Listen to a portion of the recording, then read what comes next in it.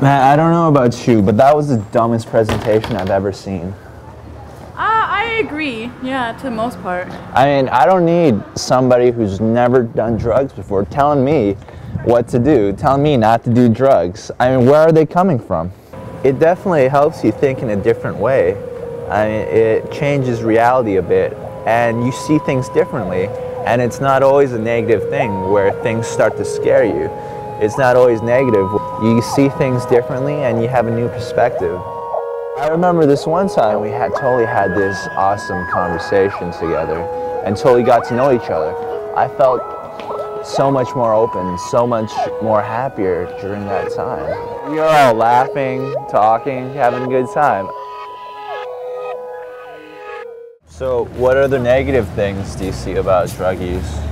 Just with, you know, family, burning bridges, you know, like you lose a lot of your relation with your parents when you like stab them in the back, you know, like they work hard to give you like money for food, school, and education, but when you turn around and you take the money and you just go do drugs, right? I'm not going to talk to my parents about drugs. They're not going to understand. They're just going to be like, exactly like the presenter in the presentation, don't do drugs.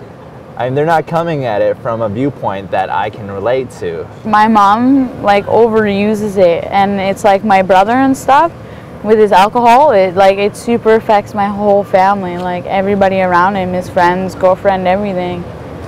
Like the alcohol just seems to bring our whole family down, and all the use of drugs in our house. I couldn't deal with it, so I got worse into drugs. I started doing shrooms more, I started smoking and getting a high more. Like I started taking, like I tried E so I could try and just get this sense of self-happiness, and it doesn't work sometimes, you know? Like you feel like you're gonna be great for a while, and then you're coming off of it and you realize, hell, I lost 2 friends and there's nobody else there for me, right?